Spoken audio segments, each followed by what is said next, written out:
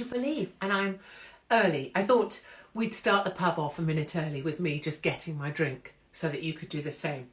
And you'll know my trusty barefoot is what I prefer to drink, though my husband tries to educate me with more expensive wine. And my Katie's Arms glass is back. Hello. All right. Yes, thank you. I'm all right. How's everyone else doing? Are we all fine? Are we hanging on in there? I feel like, yes, let us begin. Make sure you've got your drinks, and if not, go and get them. What was it last week when I just ran off to go and do something mid Katie's Arms? So do feel free to do the same. You know, don't feel like you have to sit there listening to me waddle on. Look how many we are. We are growing in number by the moment. Just marginally terrifying, but also brilliant. Watching from Armenia. Thank you for being here. That's splendid. My teenage daughter just tried to take the piss out of my fabulous top. I know, but I'm having none of it because we know, don't we, dears? If we feel all right, we feel all right. And sod everyone else. You have the same wine. Terribly good taste. Well done. Right.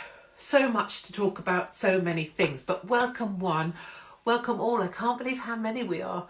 I'm getting slightly scared by the Katie's Arms because we're getting massive now. And hello from Canada, from Munich, from Cape Town, from Norfolk. You're all over. New York City is here. Thank you for being here. And to Canada, rock that top. I look like an angel. I know, right? This is the idea. It has angelic stuff going on, even though what's behind it is not very angelic at all. Hello for Ireland. Hello from... Ooh, did you see that? That's not good, is it? Hold on. That's better. Flex. Start losing the old underarm. Wales is here. Hurrah.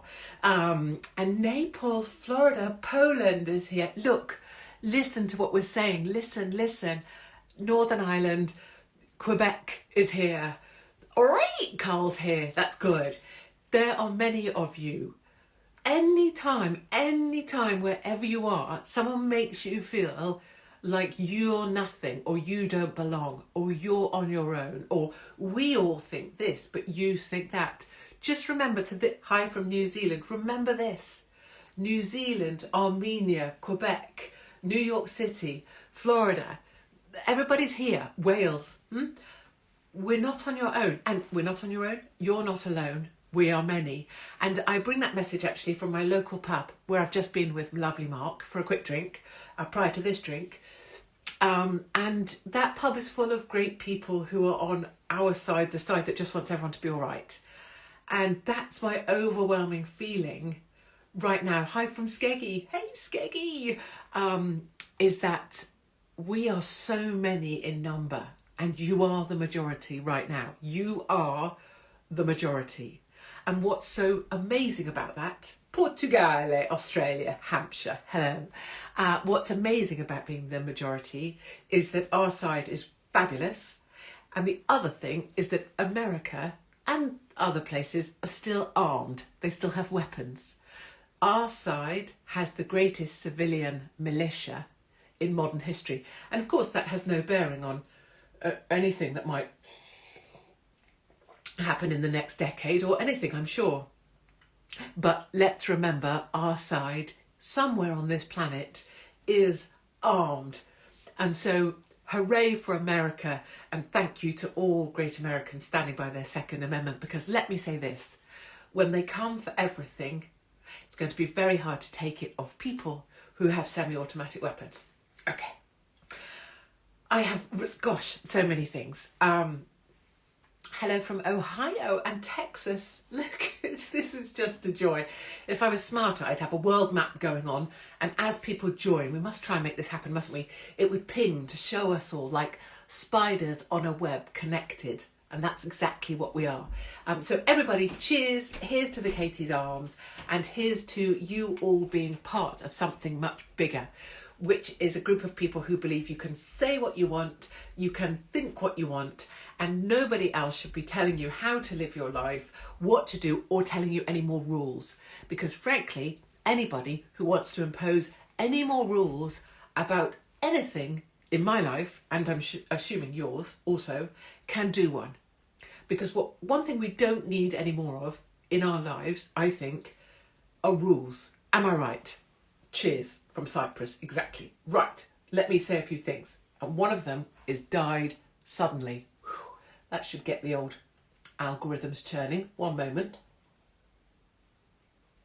So my mission that I've set myself over the next about 4 weeks is to really push hard on the old, what euphemism shall we use on here? Expired prematurely. So is to use the next week or 2 weeks to push really hard behind expired prematurely, because very soon we will lose that. And as you'll be aware, from the ages of 25 to 44, particularly in men, we are losing people who have expired prematurely without notice. And the media is working very, very hard now, not only not to talk about this, but to talk about anything else, which is why the ginger whinger, the soy of soys, is so useful right now, because it's a distraction, right? And it's why talking about how busy A&E is and how difficult it is to get treatment is useful, because it helps to explain why some people might be dying when they shouldn't have been. But somebody like me, who's kind of rogue, can help give voice to so many people out there. And it doesn't matter whether you've had the vaccine, whether you've had boosters, whether you were totally into it at the time or you are now, or whether you've had it and you're nervous or you were never for it. It doesn't matter what your stance is. That doesn't matter. All that matters in my mind is that there is a conversation needed that should be headed up by large heart charities and by medicine that was working on our side to ask the question, why are so many people expiring prematurely? And that's going to be my push, and you'll see that all over the place. And what I'm going to do this week coming is ask for funeral directors to contact us anonymously if they wish, or in confidence if they wish, to let me know what's going on.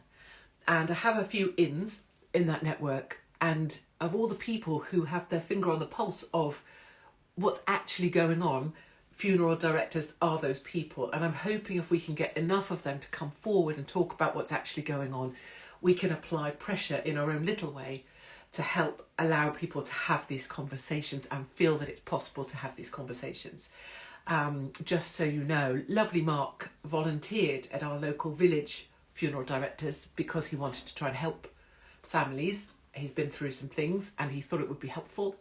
And when COVID came along, funeral directors were given special government briefing that they should stock up on coffins. And that's exactly what happened. So in a large sort of storage unit, there was all these coffins, because the fear of God was put into NHS staff, who then cascaded that to their friends and said, you shouldn't know this, but the government have told us we should expect a sort of annihilation of people, the like of which you've never seen before. And funeral directors were given a government warning that they should prepare for deaths at a level that they had never seen before. And funeral directors, somebody on here will back me or will know what I'm talking about. Funeral directors stocked up on additional coffins to prepare for the wave that never came. And some people went to work at funeral directors, opened up storage units that were previously empty, and they were packed with coffins that were never used because the death wave never came. So my point is that funeral directors are people who know stuff, who tend to be very honest and who see the raw reality of things. So over this next week, that's what you'll see me doing, and also picking up on conversations. I wanted to say to you all, thank you. I promised to get back to everybody in person that's been emailing. We will add you to the Katie's Arms list, and I am going to message you all. Just bear with me while I get to it. But please be reassured that however small and insignificant my voice may be, together we will keep this conversation going and we will put pressure on. So know that that's happening. Yeah, people saying, Katie, this is happening everywhere. I just saw, the advert of the young girl collapsing on the football pitch, which I think was the most disgusting commercial by the British Heart Foundation to try and normalise young people having heart attacks. Anyway, that's that subject. So in between subjects, it is important that we have a drink. I lost my father-in-law 3 days before Christmas to a heart attack. That's the reality. Every single person that expires prematurely isn't just a number, is it? It isn't just a 27-year-old or a 44-year-old or a 32-year-old. It's somebody's person, or someone's dad, or someone's son, or someone's special thing, or someone's see you tomorrow, or someone's I'll meet you next Friday at the pub that doesn't show up. Like the personal story behind the numbers is always the thing. And that's the thing that should be being heard about and isn't. And that's what's so upsetting. Lighter notes, I have to thank you, and I'm going to try and do this without getting upset. But some of you who've been with me for a while will notice the jaw already tightening because I lost my shit, didn't I? So I am going to try and get through this without being all teary, but I have to thank you so much because you sold out Stamford. And here I go. And what's so amazing about this is nothing to do with me. It's so we did have about 30 venues for a tour, and all but, 4 or 5 of them pulled quietly, usually with just one person saying, that might cause some trouble, and they backed down. So I was due to be in Chesterfield on the 11th of May. They had one person say, that might be problematic, and the venue pulled just like that. But what happened with Stamford is an amazing lady there said, why should I be the one that chooses what people get to come and see or not? And bear in mind, it is just a stand-up show. And you guys, thank you, all came flooding in to the rescue like an amazing army of people. And not only did you sell it out, and we just heard from the amazing lady today that it's sold out in the face of massive opposition from councillors and do-gooders and the mob that is just basically scanning my stuff to see what they can take from me, us. But it means that our family will be together on that night. And it also means that that venue, it showed that by saying, no, we're going to do this and it's going to be fun and it will be lovely, that they were right. And a small group of people who believed they could cancel it because they were a councillor, or they had this title, or they were from that charity, or they're this do-gooder, they didn't get to do that. And so this, even though we ended up with, say, 4 or 5 venues compared to 30, this win is so much bigger than any of them because it's a win for you. And I honestly don't care at all about being on the stage, other than I want to make sure I do a good job. I just love that you'll all be in a room, that the person, that the venue owner that you all emailed to say thank you, that gave her the courage to stand firm, and now it's sold out and nobody there has sold out. So you guys totally rocked this. And what I want it to be, it's not about me getting to do stand-up. This is about trying to turn the oil tanker that's been headed in the wrong direction for so long, for the 20 decades I've been trying to turn this thing.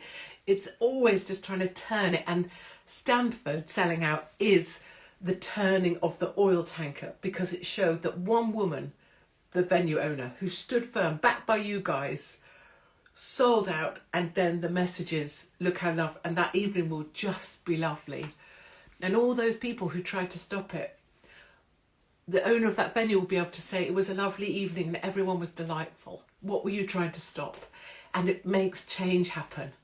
So I got through that without getting upset. But so now I believe you are turning the oil tanker, and I just love you for it. So Stafford are holding, Blackpool will definitely hold, and they're doing great guns. We have Purfleet still, which I'm excited about. Skeggy, I think they're getting cold feet, but we've got them in October. We're trying to get them to put the tickets on sale because I know we would sell out. And we just need these venue owners to have courage, backed by you guys. And I'm just going to keep freaking throwing myself at the wall like some demented blackbird until we prevail. Because honestly, it doesn't matter how many cuts or bruises it takes. We will get there. So thank you to you all very much for that. It was very, very kind of you. Now, I wanted to share with you something, and it's from... So what we see going on, I think, a little bit is, apart from a load of old bollocks, is we see a lot of people starting to get really nervous again around the whole COVID bullshit, right? So like the other day, there was a lady trying to sanitise her fucking trolley handle in the doorway of a supermarket, which A, is ridiculous to do it in a doorway, B, really what do you think you're going to catch from a freaking supermarket trolley, and C, if you're that scared, please just stay in your home, get some sort of delivery brought to your door, and don't go out shopping for 2 lettuces, 1 cabbage and whatever else. Just freaking stay home. And if you have to hand sanitize something, Christ's sake, don't do it so blatantly obvious as if you're cleaner than other people, because you're not. You probably don't wash your hands after you've been for a piss. So it got me thinking. So help, as you'll remember, well, you might not remember, but help I wrote off the back of the last fucking lockdown when I was rebelling all over the world. And it was about how to cope with these knobbers, these hand sanitising, trolley sanitising, mask wearing dickheads. So I was just thought about it and I found the spot. So thinking about how to survive lockdown. So this is about surviving the knobbers that are in your midst now, probably wearing face masks again for no fucking reason whatsoever. How I've survived lockdown when, frankly, all I've really wanted to do was inflict acts of violence on a daily basis. Well, thinking about these questions, buggering off to America under the guise of work and drinking a lot of Merlot and running like an Ethiopian on acid. This is me explaining how I survived the idiots. I also have a range, yes, this is what I wanted to get to, of obnoxious behaviours I like to call on to lift my spirits when things get a bit too much. On a scale of 1 to you absolute twat, I aim for the latter and encourage you to do your same for your own entertainment to get through the day. You score 5 points, get it, for each of the following you manage to achieve. So the task for you is to do one of these things this week, and you score 5 points for each of these that you manage to achieve. Number 1, hover near the hand sanitizer unit in a store, wait for someone to use it, and casually remark that you heard it had been filled up with sperm. I've done that. It's brilliant. Sneeze, but instead of achoo, try shouting COVID or corona bollocks. This is not only good for twat points, but sharpens your mental dexterity as well. I can absolutely attest to that. Although, because I sometimes piss myself when I sneeze, when you try and concentrate on shouting corona bollocks when you sneeze, then you typically do piss yourself because you've forgotten to concentrate on trying not to piss yourself. I'm just warning you. Oh, this is a good one. I've done this one. I did this one at a train station. Lick a door handle and walk out singing songs from the movie Frozen. No one will bother you, I promise. This really works. Just go up to a door handle. It's got to be a public place like an airport or whatever, and just lick it. So you could do it. I've done it at Heathrow when you're supposed to scan your boarding card thing. I just lick it. And then if you sing something from Frozen, people think you're off your tits. Pick up groceries and put them back on the shelf under the watchful eye. Yes, so basically if there's an old person who's just been sanitising her trolley handle or is wearing a mask, you basically just pick up like an apple, right? You go right where they are, get the apple or something and just like rub it on your neck and then just put it back down. Looking into the middle distance, that feels good too. Like that. Oh God. Well, you see, this is how childish I am. Get a t-shirt with a gun on it. Oh yeah, I do this. And take off your mask. Yeah. So I have a t-shirt with a great weapon on it, and I used to, walk around basically. People would never challenge you because you look like you were a gun Nazi. Gesture to someone. Oh, this is really good. Do this. Gesture to someone alone in a car with their mask on that they are alone in the car with the mask on. Just as you would as if they didn't have their headlights on. Yes, so you know if you see a car coming towards you and it hasn't got its headlights on, or maybe something's happened and you're like, oh, I must let them know. Da-da-da-da-da-da. You know, watch out, something, you know, your car's not working. But you do that if you see someone on their own in a car with the mask on, mask perverts, you gesture as if, oh no, you've got your mask on, alone in your car, you mask pervert. So they act like, well, what's going on? What's wrong? But what's wrong is they're a complete dickhead. When someone asks whether you've had the vaccine, which now would be the booster. Have you had your booster? If someone asks if you've had your booster, Talk about your vagina in detail. This is so good. So people go, oh, have you had your booster? Say, no, but I've got this really weird rash on my vagina. Did you want to see it? When they look surprised, thank them for being so interested in all your private medical issues. Make physical contact with them before you waft off. You see, it's in the detail that this stuff becomes funny. You just, give them a little scrape by as you as you leave them. Last thing, be more weird than them. This is great advice for life in general, in any situation. Be more weird than the person being a dickhead, right?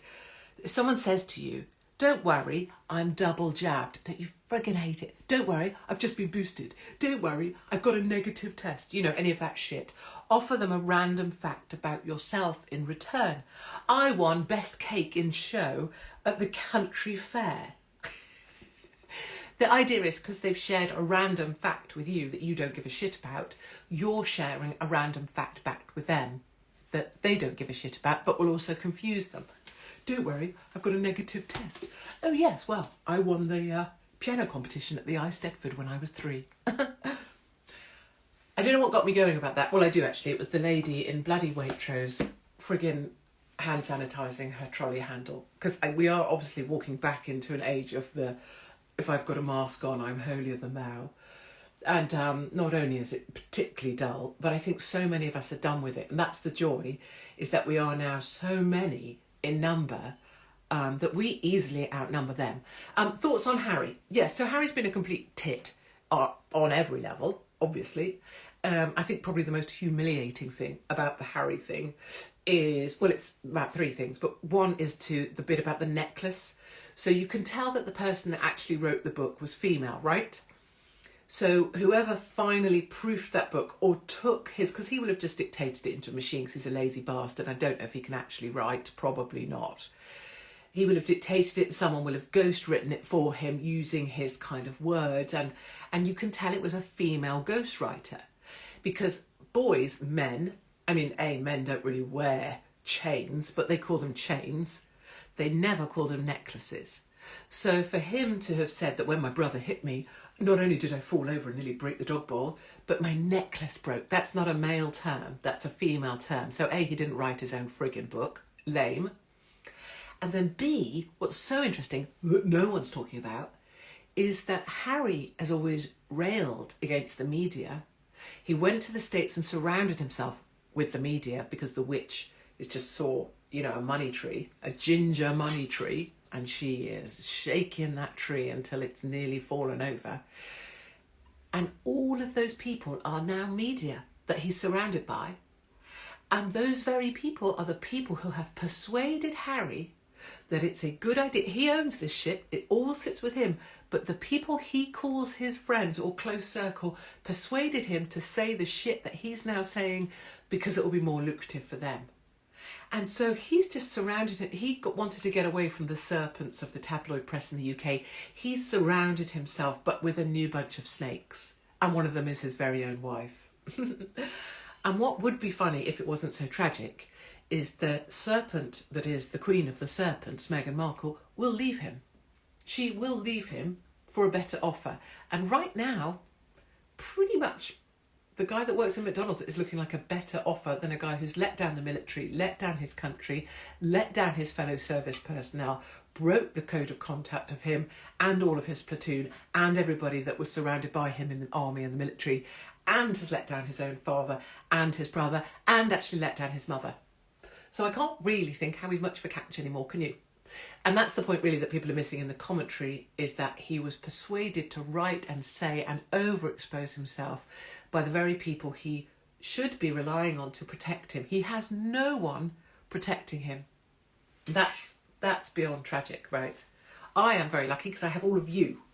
And that's the glorious thing, is you're always there helping pull us through. So, my friends, what are we doing? 24 minutes past. Let's do some questions. As soon as I came on, I knew this would be about Harry. I know, and I've done very well. I've not talked about him at all. But it is just this point that everybody needs someone to look out for them. And that might be me. for someone, or it might be like for me, lovely Mark. You need someone who goes, I don't think this is a good idea. And he hasn't got that person.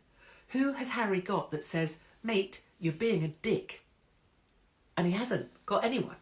So that. Evening, Katie. Good evening. Let's sip. Exactly, let's do that. I don't see the marriage lasting more than 2 years. I know.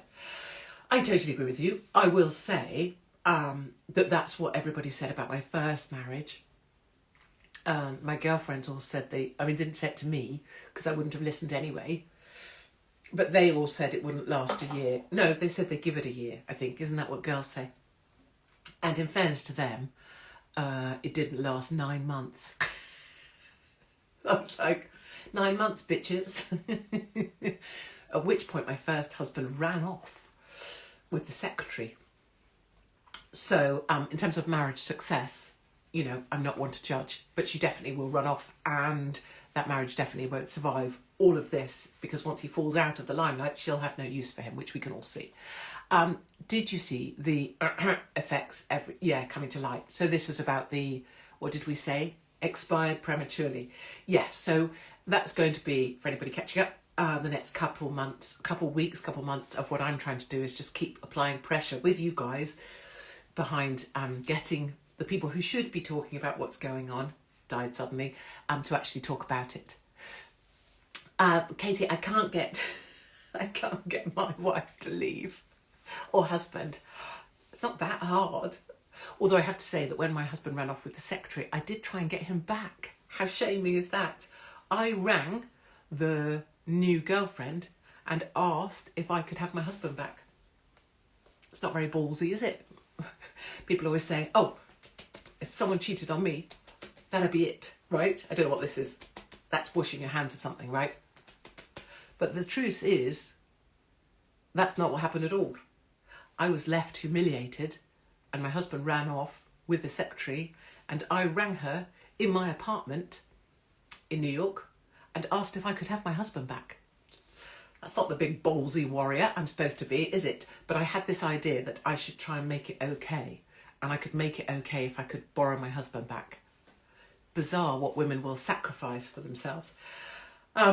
Don't chase, replace. Exactly. So, but I guess my message is I wasn't really that brave, was I? Because I asked for my husband back, and she told me that she had choices. Imagine that. Please may I have my husband back? Well, I've got choices. Fuck you. We live and we learn. Yes, I did live. I am living. I really am living. So I have to tell you another thing. There is naughtiness afoot. And so I will be up to naughtiness, I think, this time next week. I can't talk about it too much right now because I need the naughtiness to happen, and then I can catch up with you on it afterwards.